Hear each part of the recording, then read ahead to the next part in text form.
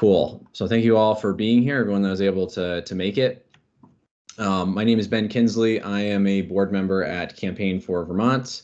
I've been involved with the organization since 2013 and primarily have been focused on education and fiscal policy research. And then during my day job, I actually work with dozens of destination resorts, boutique hotels, and other organizations like DMOs across North America. So brands that you would recognize like Vail Resorts, Alterra Mountain Company, Mountain Collective, Stay Aspen Snowmass, Whistler.com, Hyatt Signature Properties. So brands that most people would recognize. One of the things that we kind of got involved with at Campaign for Vermont this spring was looking at current legislation that the legislature was working on, and realized there was a lot of good work happening, but it wasn't really happening in a coordinated way. There was no overarching plan for here's how we get ourselves back out of the pandemic recession, and here's how we help businesses who have been hardest hit by the pandemic recover. And of course, some of those businesses that were hardest hit were tourism businesses, which saw a $700 million loss in 2020. So pretty significant. That was almost a 30% revenue hit. And most of those were small businesses. So you're thinking, mom and pop, bed and breakfasts, restaurants, other activity providers. So really focusing on what we can do to help those businesses build back. And one of the pieces of research that came out of that was a plan for economic recovery that we put out this spring, which tourism was a part of. There's a lot of other pieces to it for both short-term, medium, and long-term economic growth. And when we started digging in further over the summer into tourism specifically, we decided to look at how do we better leverage some of the resources that we've got in the state. We had advocated for increasing the tourism marketing budget in that plan for economic recovery that we released in the spring, but we're still well below what neighboring states spend for tourism marketing. So one of the things we were curious about is how do we leverage better using Vermont's brand to get to to attract people to Vermont. So with that in mind, we hired Asher to help us do some of that research, and the result of that is the presentation we're going to give you today. So I will let Asher introduce himself because I've been talking long enough, and tell you a little bit about who he is and his background, and then we'll dive into it. Okay, thank you, Ben. Appreciate that. So my background is as a technology futurist, and I like to tell people I'm also an amateur time traveler, that I spend most of my day 5 and 10 years ahead of where we are presently. I work for companies all over the world. I also advise early stage venture funds for family offices. I'm in charge of experience design for a very large office space company. And so I'm always sort of like juggling these different sort of projects. But I live here in Danby, Vermont, and I'm a 9th generation Vermonter. And I'm actually very bullish about the future of Vermont. I think that the trend that we've been seeing that's been precipitated in large part by COVID, of people sort of having this mass exodus out of dense metropolitan and urban areas into the rural life, is something that's far from over. I think that Vermont will continue to become more and more attractive, even in a post-COVID world. And I think that the prospects for doing business and growing our economy are excellent. And I think a lot of that is because of new technological changes that are just brimming on the horizon.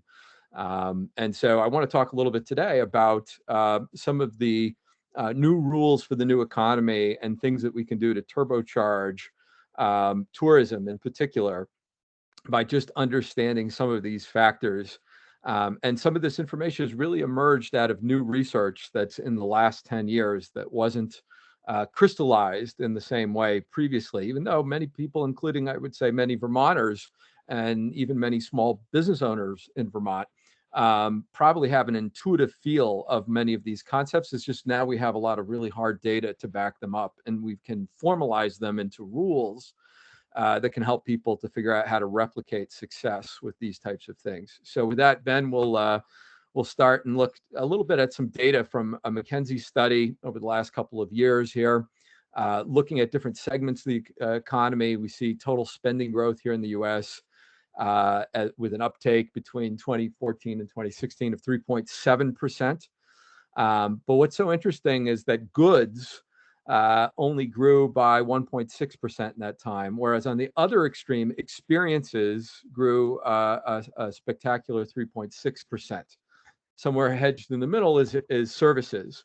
And actually, in the age of automation, especially with artificial intelligence and robotics being what they are, and we're really still in the nascent stages of these technologies, we're seeing that there are sort of like razor thin margins with certain types of services and certain types of commodities, that it's sort of the race to the bottom in those areas. And what's growing by leaps and bounds, and has been so for several decades now, is what we call the experience economy.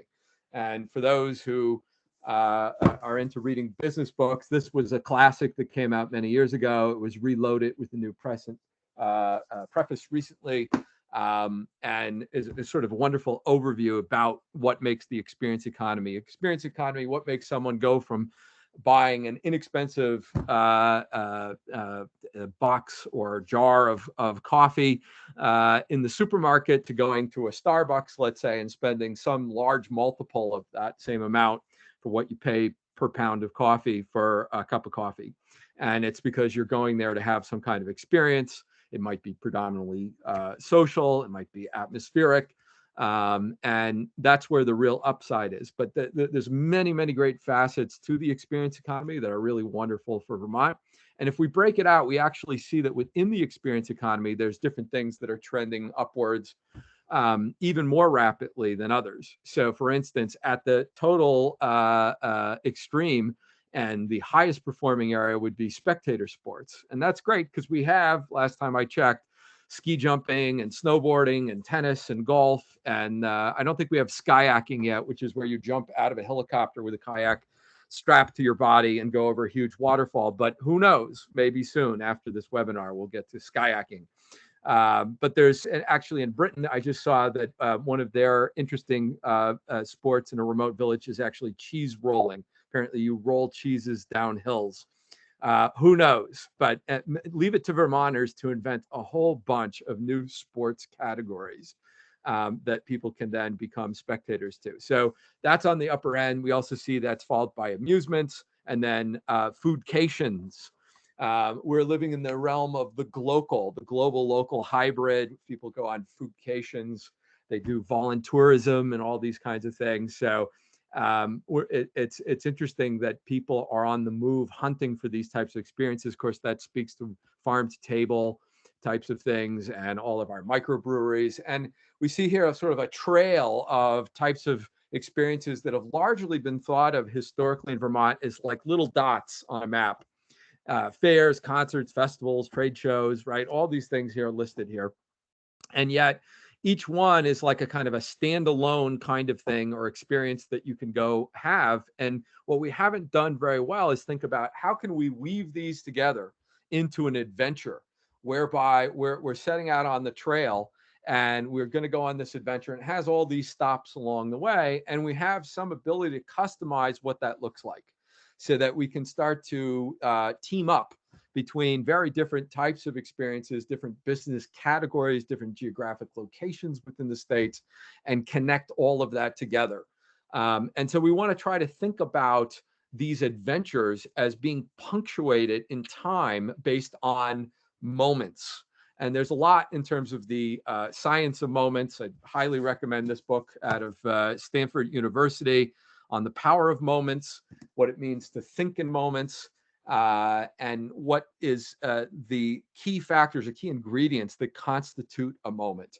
And one of the things you have to know about moments is that there's something that we're really now discovering in neuroscience. There's a lot of work I do in behavioral economics and in neuroscience and how we can apply that to the economy, just sort of decoding the brain, How do we grab attention? How do we hold attention?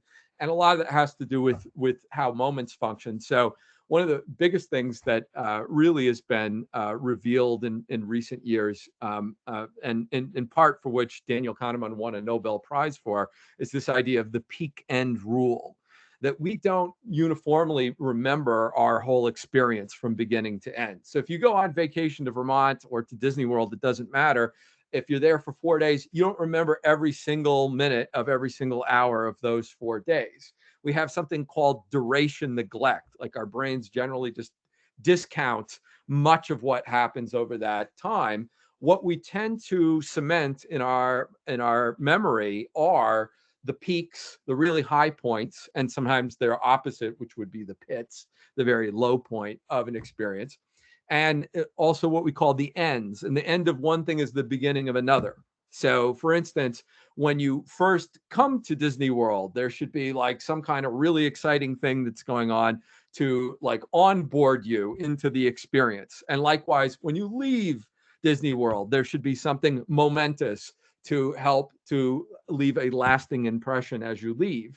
So you might like sort of chart a multi-day vacation there. And maybe like the really high points are when you first arrive and there's just the excitement of the novelty of everything everywhere you look.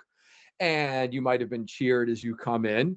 And then when you leave, you might take a photo op with Mickey Mouse or Donald Duck, and that's also momentous in some way. But other than that, maybe it was only Space Mountain riding the roller coaster that was really the high point. And you would basically rank those moments, the highs and the transitions, as like an 8 or a 9 out of 10 on your scale of awesomeness. And the rest of the time, frankly, waiting in line to get food, waiting in line to get on the Space Mountain roller coaster, not so awesome. You'd like try to forget the pain of actually shuffling around, trying to fight the crowds and so on. But to ask people 2 weeks later, 2 months later, 2 years later, and actually they will like go back and they tend to only remember the highs or the transitions in that experience. It's sort of like forgetting the pain of childbirth. Like, after a while, it just goes away. You just know that you have this wonderful child, right? So you remember the great experiences. You don't remember that it was frustrating finding parking, or that the food wasn't really so good on lunch day 2, or that you were dealing with huge crowds, right? So that's the peak end rule, and is really, really critical. And it's something we also don't fully exploit in Vermont. What would that look like in Vermont? It would be like, I crossed up Interstate 91 from Massachusetts, and I stopped at the Vermont Welcome Center, and there are baby alpacas there for me to pet. And there's a like old time jazz band playing, and everyone gives me some swag, telling me welcome to Vermont, and they're cheering me, and they're just so excited. And so that would get me revved up. Wow, what a greeting coming to Vermont. And similarly, if we left Vermont, we were left with something to take home with us. It would be also cemented into our memory. And then what we could focus on is the types of moments as the key experiences that happen during our vacation, and think about how to engineer those. Now, when it comes to engineering these types of moments, they fall into this acronym called EPIC. So there can be moments of elevation, moments of pride, moments of insight, and moments of connection. These are basic different types of moments. So a moment of elevation is basically an experience that somehow turns up the volume. It increases the whole sensory appeal. It boosts the sensory appeal. It basically raises the stakes also, and it sometimes breaks the narrative on what you expect out of an experience, which is basically, admitting that you can't teach an old dogma new tricks, as Dorothy Parker once said, right? So like anything that sort of breaks that expectation. So if you look on some of these popular sites that review hotels in the LA area, you actually see that it's not the ultra luxury hotels with the 1,500, Egyptian cotton thread counts and the opulent 5-star, restaurants that are getting the peak reviews. It's actually a hotel that is a little bit run down. It's not the classiest joint. It's not the most expensive place. And it begs the question, why does this hotel have the number one slot in terms of reviews in the whole greater LA area?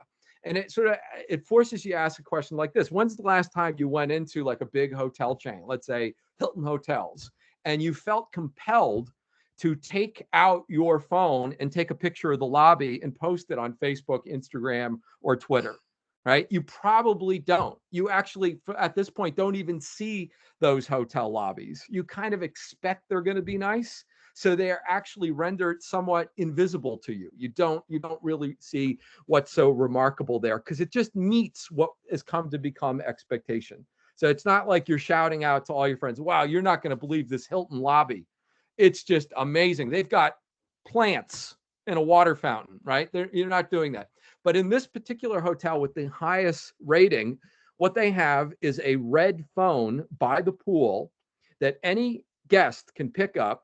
And it is the 24-hour a day popsicle hotline, magic popsicle hotline. And if you pick up that phone, it'll go straight to a serving staff member who's dressed impeccably, probably in a tux, who'll come to you with a silver tray, and on it is a selection of free popsicles. And you can have all the popsicles you want for the duration of your stay. And everyone remembers that because it's so totally unique. I'm not used to having a free popsicle, magic popsicle hotline. Everyone remembers it. So that's an example of a kind of moment of elevation. And by the way, you can do the same thing with pits. One of the things with experience design is to look at things that we hate doing, that are a drag, that actually are notoriously off-putting to tourists, and turning them into like something positive. So Disney World would have these really epic hour-long, 2-hour-long lines to get on their new rides, and they realize you've got a captured audience, so let's put a stage there and let's have entertainment. Let's show movie trailers while people are sitting there in line anyway for that whole long period of time. We can turn this sort of like dead time into part of the experience as well. And one of my favorite examples is actually in the healthcare industry, with children's hospitals and with children having to go and get an MRI.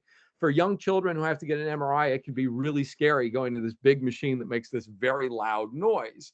And in general, it was taking upwards of 10 or more minutes for physicians and staff to coax a child to get into the MRI. And actually, many times they had to be sedated to even get them in the machine. And obviously, that was costing time and money. So somebody said, this is a design problem. This is an experience design problem, right? Let's flip the script on this altogether, break the script. So let's say this is not a drag, a scary thing, but an exciting thing. It's an adventure. So they actually got permission to decorate the whole MRI machine and the suite with different themes. So they made one look like a submarine. They made another one look like a spaceship, and the kids would come in. It wasn't you're going for a medical exam. We need you to go on a journey. We have a special mission for you. Here's the submarine. I want you to go aboard the submarine. It's going to make noise as it goes down. And we want you to describe what you see and come out. And you're going on the spaceship. You're going to travel there and tell us how it goes. So one child that had to go frequently for these types of diagnostic tests was often had to be sedated, went in, saw the spaceship MRI, got right up on the table, went in the machine, and was out in no time. And the response afterwards is, Mom and Dad, can we come back tomorrow? Can we go again? And it brought the time down from 10 minutes to 1 minute. And considering that the time in the machine is only 4 minutes, this has a huge, huge significance in terms of overall costs in hospitals. So that was an opportunity that was registered in a totally different way once it was perceived as an opportunity for a moment. Right? Let's craft an experience design around it. Let's make it an uplifting moment in some way. Right? Similarly, there was a school, and we don't do this very often in schools. We try to have a very uniform experience to schools, very structured. Each day is sort of similar. The other day, classroom instruction is very much similar from day to day to day. And so it's often very unremarkable.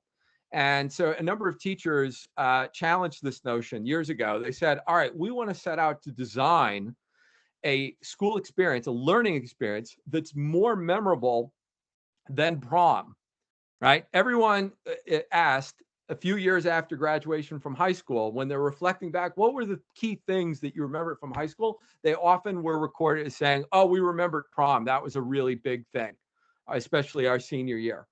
So they said, all right, that's the design challenge. What is a learning event we can do that's better than prom? So they actually created a trial of human nature. They were actually studying William Golding's The Lord of the Flies. And instead of just reading the book, they decided that they would assign roles to everyone so that you had the defense and the prosecution, and it was a trial of human nature. Are we actually good or are we bad? What is the nature of human existence?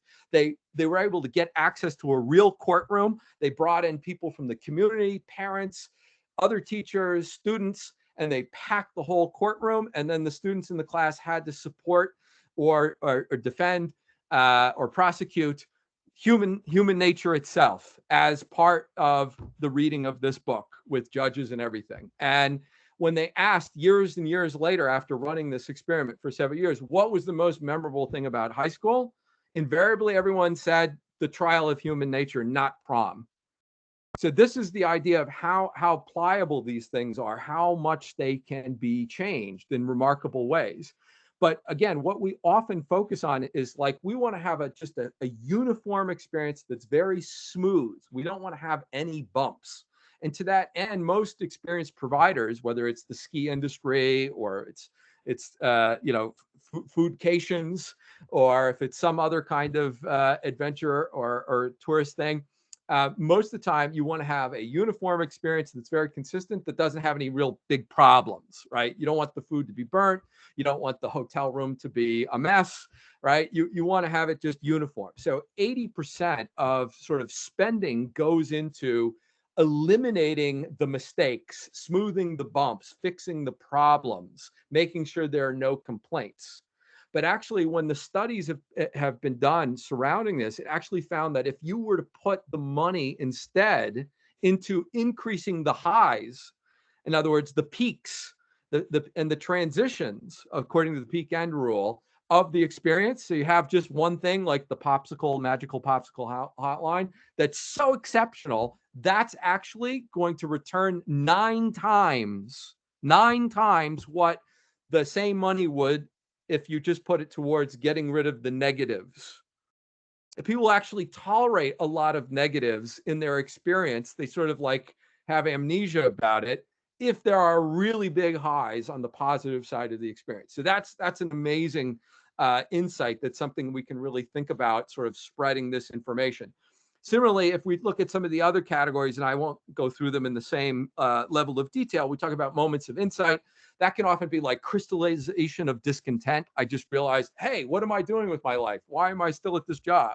Right? Or I need a vacation. I'm not going to take it one more minute. I'm going to Vermont. I need a vacation because I'm burning out. Right? Those are moments of insight. Sometimes they are just clear insights that are compressed in time, where the audience sort of discovers them on their own. They sort of trip over those insights. So if you're staging moments of insight, it's good to like show things rather than tell them. And that's something also that doesn't necessarily translate into, let's say, schools or other types of experiences very easily. How about if we talk about moments of pride? So classic moment of pride is celebrating milestones. And actually, most workers, for instance, cite a tremendous recognition gap between what they think they're accomplishing and what, say, senior management is acknowledging that they are doing, right? There's a lot of us feel like we're underappreciated, we're not recognized, which is why an enormous number of people in all of the recent surveys have said they would quit their job and go somewhere else in a heartbeat. Like they don't have the same loyalty that we would hope that they would have, because often it comes down to this recognition gap that we have. But we have different levels of recognition even within tourism, right? If you're going to go around in different things, how do we recognize the different like sort of milestones of the tour or the adventure you went on. So the classic example in Vermont is the 251 Club, right? That you can sort of check off that you went to all 251 of our little towns and villages here in the state of Vermont, right? That's a classic example. Other examples would be like, I'm acknowledging that I'm trying to run a marathon, but I ran today 1K, then I ran 5K, then I ran 10K, then I ran 25K, right? Like I'm building my way up to the marathon over time, and that each of those milestones has a unique sort of character and accomplishment to it that's very unique. So if a person goes and has a Vermont experience, there should be some way of imprinting that on their memory by recognizing that milestone, right? And it's very different in terms of like how we structure experiences. Instead of I got up Thursday, I went skiing, I got up Friday and went skiing, I got up Sunday and went skiing, right? Like every day I got up and went skiing. Well, is there something that's like the twist in each one of those days that could have like a different theme in terms of what's going on at the mountain that would help to differentiate those time periods so they don't just all like sort of bleed together in our memory? That's a example of celebrating pride and milestones to kind of punctuate time in really interesting ways. And the last one, of course, is community. This is really big, especially because we're the age of bowling alone. People are spending less and less time doing communal activities. And of course, coming with all the social isolation, of course, many towns in Vermont have been socially isolated since the 1760s, like where I live, right? It was socially distanced.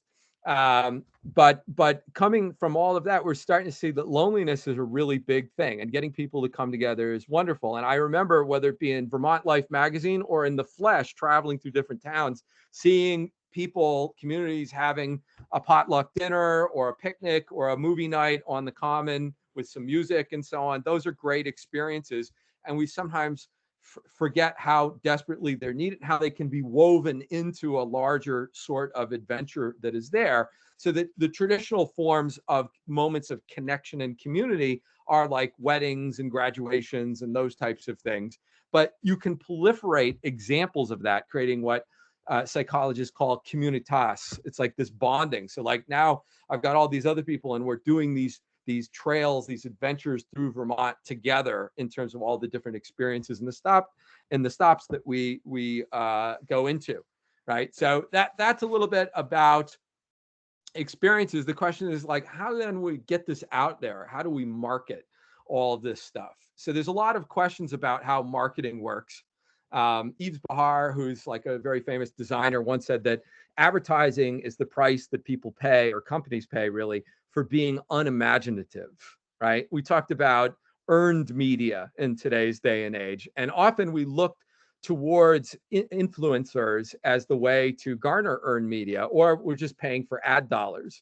There are a lot of people who suggest that, for instance, that the mix of experiences that we stage that are like promote a brand or promote a certain type of business should themselves be so sticky, so attractive, so memorable that you don't need to pay that much for advertising. And maybe we're in the age where, you know, the mix should be like 30% advertising and 70% staging experiences that people will naturally promote for you, where your customers are kind of your product. The people experiencing the experience are your product. They're doing the marketing for you. It's flipping it around. But for a long time, there have been a number of prevailing views in terms of what is the way to maximize ad revenue, to get tourist dollars out there, to bring tourists in.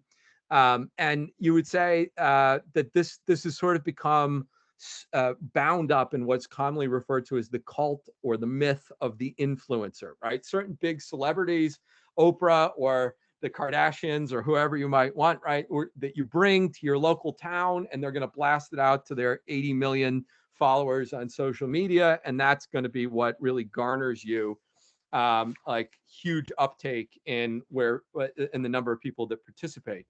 However, since about 2012, so only really in the last decade, we now finally have the ability through data scraping and behavioral excess, looking at what's going on through social media, to actually see what are the key factors that trigger greater degrees of participation, greater dollar spends in different areas, what really moves people to behavioral change, right?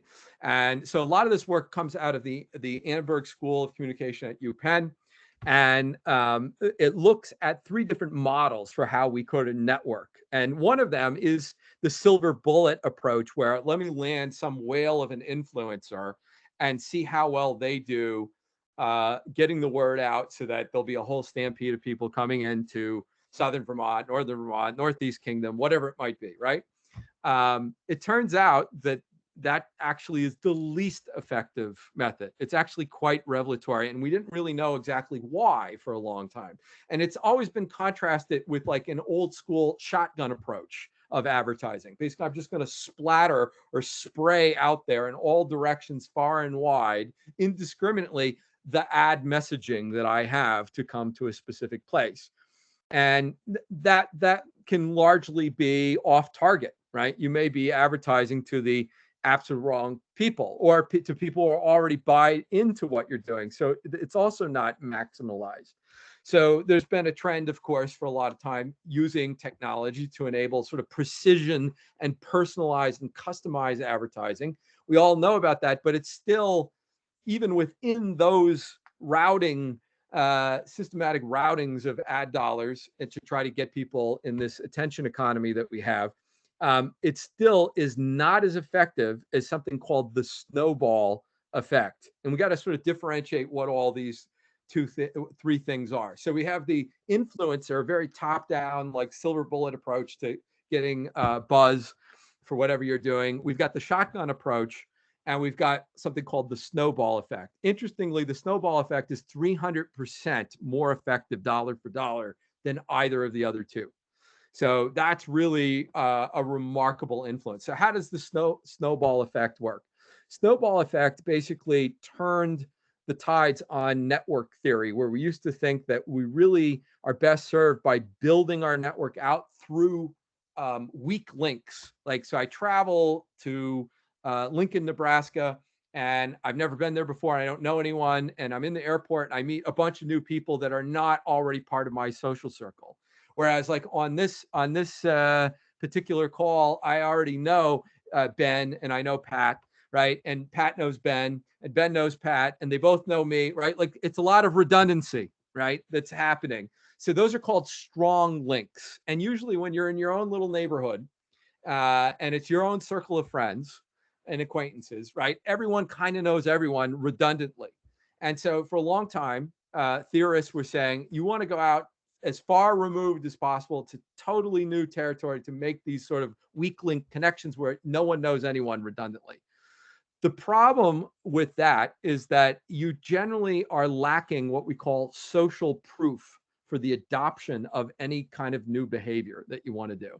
Let's say you've started using some kind of new fancy foldable smartphone, and like you're the only one who has a foldable smartphone. They're starting to make these things, right?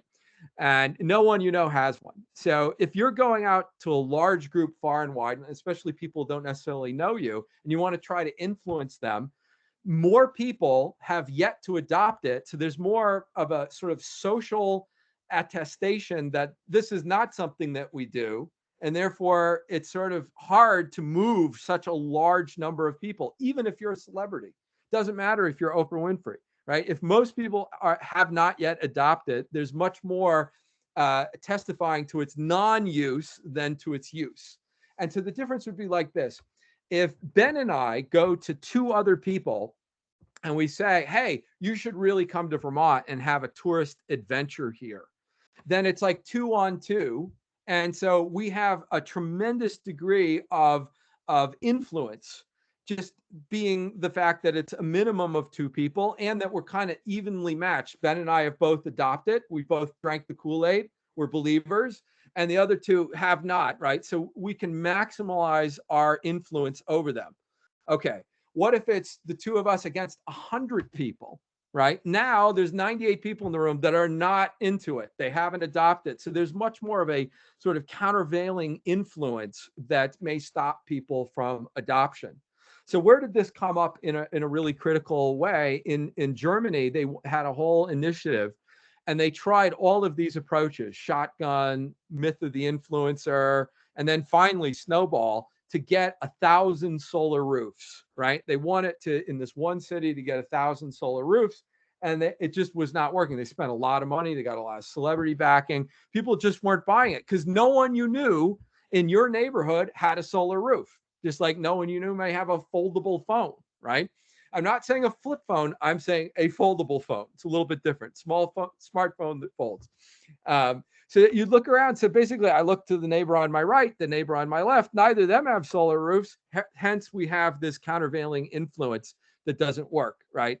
And it doesn't work for either the big influencer or the shotgun approach. So what did they do? They said, all right, we're going to focus all our attention on one cul-de-sac of one street in one neighborhood. And there are 5 houses there. Let's see if we can get 2 of them to get solar roofs. They did.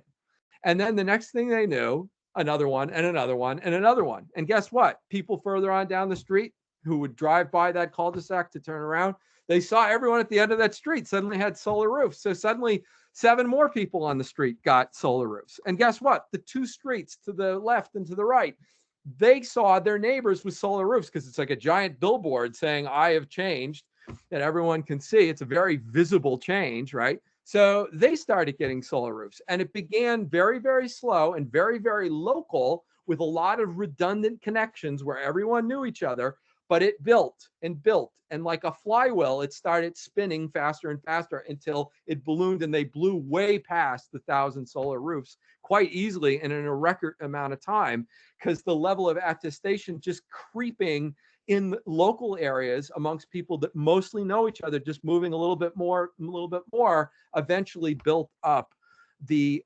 momentum that brought them to surpass their goal, and for less money than they were spending trying the other ways. So that's something that we can utilize here in Vermont, I think, very, very effectively for bringing people in. So it's a combination of moments and then this type of snowball networking to bring people in. Now, the optimal way to get people to be leveraged to bring like a sense of legitimacy and acceptability to any new change, if it's going to be a change in like our offerings of spectator sports, let's say, because we're going to have some new type of mine I came up with was paintball cannons on Lake Champlain that everyone can watch from, Burlington, as people sail around firing giant paintball cannons at each other. Of course, with biodegradable paint, that's not going to be a problem to the environment. But I think we could probably get, with the right amount of music and food, thousands of people to watch sailboats firing paintball cannons at each other on the lake, right? So what you really need minimally is to reach a threshold. The inflection point is where you have 25% of the people in the room or in the neighborhood or in the region have adopted. Once you hit that, then it just takes off. That is the critical tipping point or inflection point for legitimacy for doing this. So bearing that in mind, we can actually maximize what we do.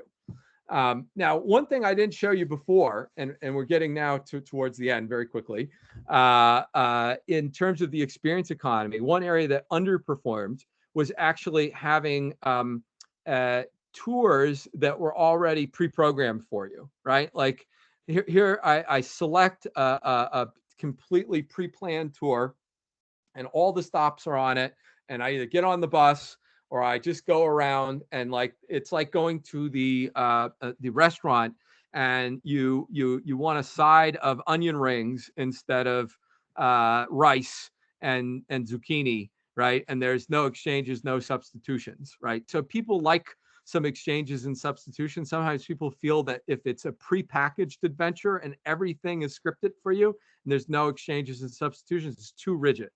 On the other extreme of that is something we call the paradox of choice. So in psychology, the paradox of choice is like, if you give me 31 flavors, right, I may have no idea which one I'm actually in the mood for.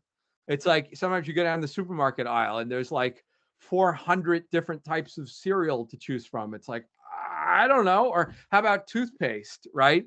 And you got like 80 million types of toothpaste. I just want toothpaste, right? And it overwhelms people. People actually suffer from boredom when there's no choice and it's all a pre-planned itinerary for their adventure. And they suffer from anxiety when there's too many choices.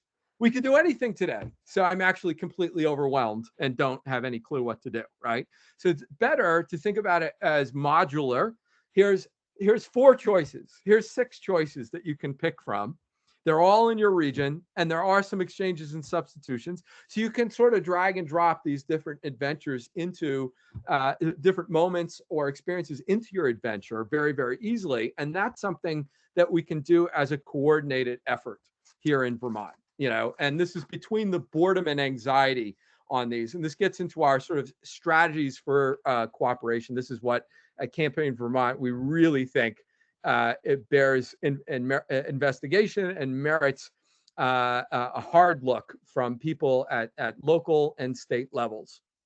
So one is that in today's day and age, it's easier than ever before using technology to curate themed adventures.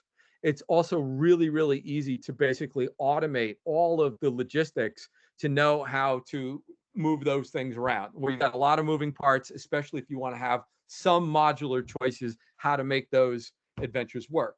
It's also very easy to layer into that the capacity to turn your customers into your product or into your marketeer, right? And we see that there's a low bar to entry into the experience economy. Like one of the things we talk a lot about is this need for sort of continuous upgrading of our skill set or re-education. So unless you want to go and get 5 PhDs and spend forever in school, a lot of people want to know, well, how do I reinvent myself in the workplace? How do I do things if I'm not great with a whole ton of technical skills or not willing to go back to school for years and years to upgrade my skill set? The experience economy is a tremendous boon for that. It is an absolute gift to Vermont because so many people with just a modicum of creativity can figure out how to stage an experience, whether it's ATVing or it's doing a mud bog or the water paintball cannon fire on the boat. Like the level of training someone needs and the amount of background you need to get into the experience economy is relatively low. So that reduces the bar to entry. And at the same time, it is something we can actually help even more to reduce the friction to taking these things on by providing platforms that make it very easily to plug your experience, your moments into a larger set of adventures for tourists. Makes it very easy if you want to add things to layer them to a core experience that you provide. So I have a neighbor that does a mud bog, and you could imagine, all right, we're doing a mud bog, but there also happen to be, it could use a little bit of help with seeing how they could add some ancillary revenue to their mud bog that they do. And so since they're a dairy farm, maybe they offer chocolate milk because it looks like the mud. And it's going to be out of these big Viking mugs that they sell that talk about the mud bog. And so that's another whole thing. They get some merch that they can sell out of this. And while they're at it, call the local spa and we can do mud facials at the mud bog while having a local bluegrass band play. And suddenly an event that's like 50 to 80 people might become 500 to 800 because all kinds of people want to come because it's theatrical. It has theater. And the people themselves who are driving in the mud bog might be able to make more money taking on a WWF super wrestling persona as mud bog drivers than they do in whatever their day jobs are. Again, low bar to entry, but it's got to be very easy to plug these things in to amplify the existing efforts and make it easier for other people to figure out how to unlock their creativity to add these things to what we're already doing all over the state. So once again, I think Vermont is super well positioned for this. I think people are going to experience things that are rural more than ever before. We see that sports is like one of the spectator sports, the highest level. Let people create all kinds of new experiences in sports. We're certainly in the age where glamping is growing by leaps and bounds. And there are all kinds of other forms as well. People are actually looking for rustic.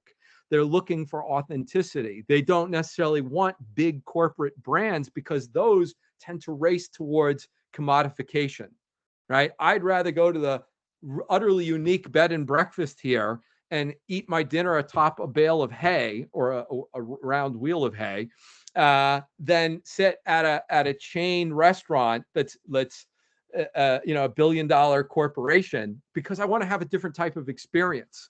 That's what people are seeking. They're experiencing in ever higher numbers. People have ever higher degrees of more mobility to do that.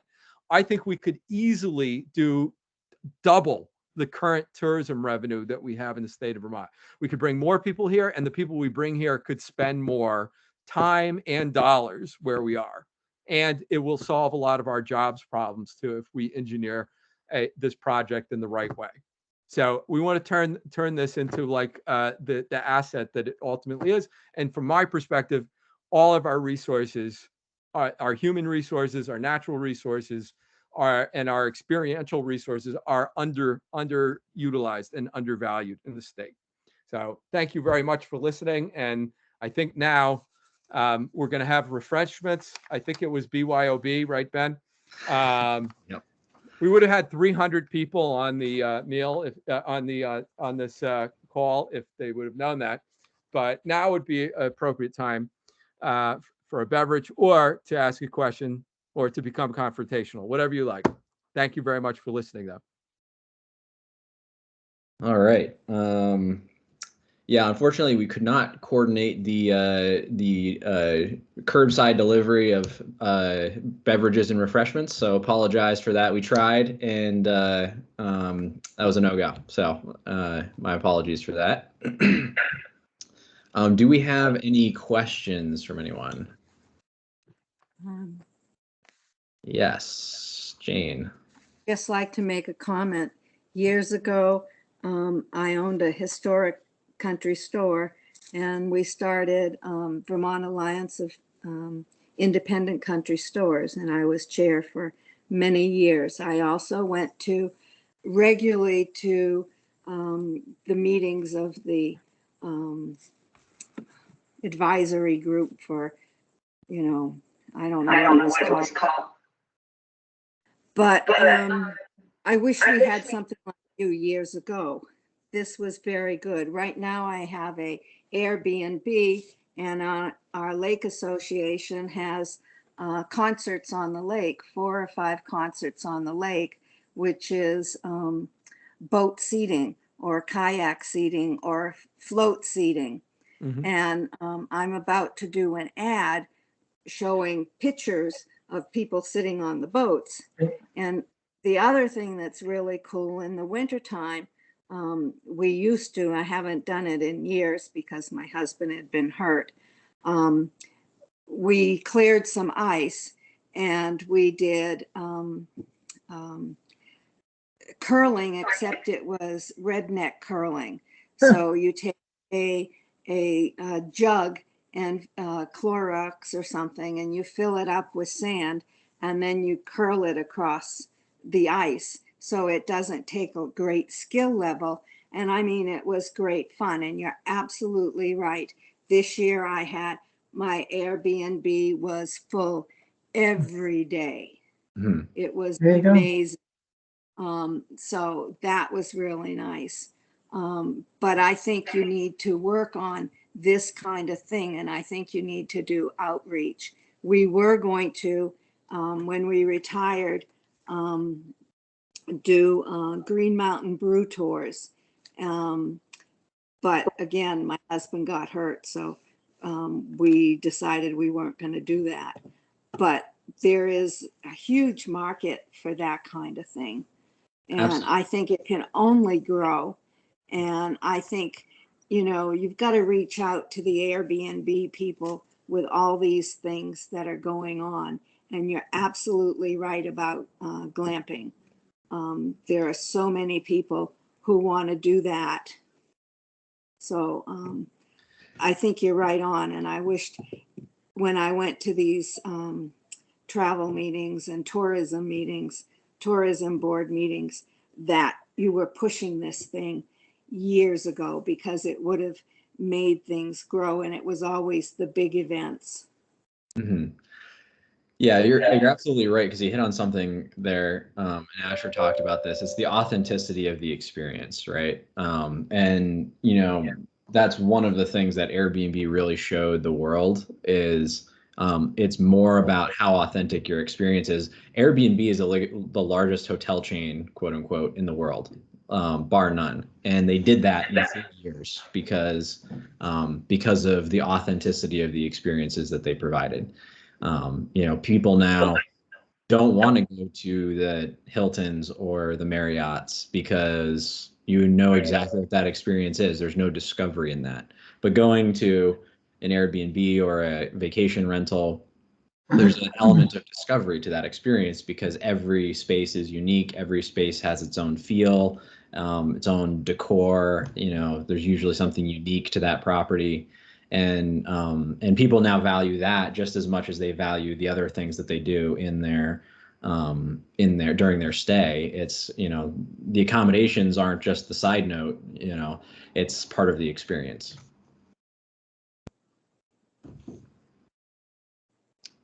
I agree. Great. Any other questions or comments from folks? Pat. Hey, thank you, Asher. That was fabulous. You got me all excited over here going, let's do it. And I'd love your input on how the serious, how do we do this? My thought is, if we're going to, the response sometimes Vermont gave us is putting together the 22 people who represent the whole world in Vermont. And we know what happens. Lots of times nothing gets done. So I'm wondering how you see a small group of people, which would be that is supported by the powers that be, to get this, to actually get it done. And if you have people like Jane, who is just using her imagination and excitement to bring people in, but you've got to organize it in a way that it actually gets done. Right. And so basically we want to use the snowball effect to organize it, right? It's easier actually starting with a small group, like even on this call, to turn people into advocates for this way of thinking. Right. It's much better. And then it grows. It's hard at first because you'd like to start with 1,000 people. But then what you have is most of the room is people who look to each other and say, hey, we're not doing this. We haven't done it before. So there's a lot more resistance. Never underestimate what a few, determined people can do, right? Is the famous adage. This is one of those cases. And by the way, like when you start it small and you show a turnkey example of this happening, then it's very easy to replicate in other places. So it doesn't even require a lot of capital. In the ways that you can even attract capital to help people to do this, with helping them with like the logistics, the back end, the organization, like the checklists, the accounting, the hiring of like other service providers in putting on their experiences. A lot of that can be both rolled into like an app or a platform as a service. It also can be funded by community members because it's very easy to do crowdfunding now. So if you get a town and they say as a town, okay, 20 of us are going to get together, we all have different things that stand to benefit. If we bring a large crowd here, we can easily come together and create a vehicle for like funding that. And then people who fund it actually are now stakeholders and stand to benefit in a whole number of ways for doing it. And then it can grow from town to town to town. But I think we want to use ourselves the snowball effect to achieve this. And my guess is that on the state level, we'll probably get real traction once they see it happening on a local level where it's done bottom up grassroots initiative. I agree with you. Thank you. Thanks for all your work. Thank you. All right, thanks, Pat. Any other questions, thoughts, comments?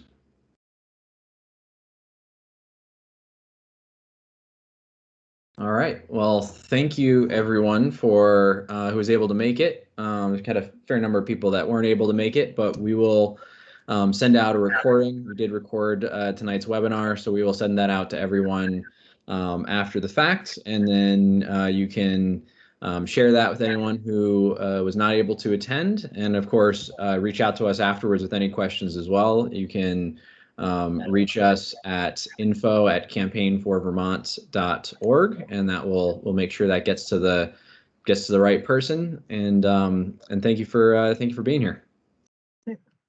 Thank you. Thank you.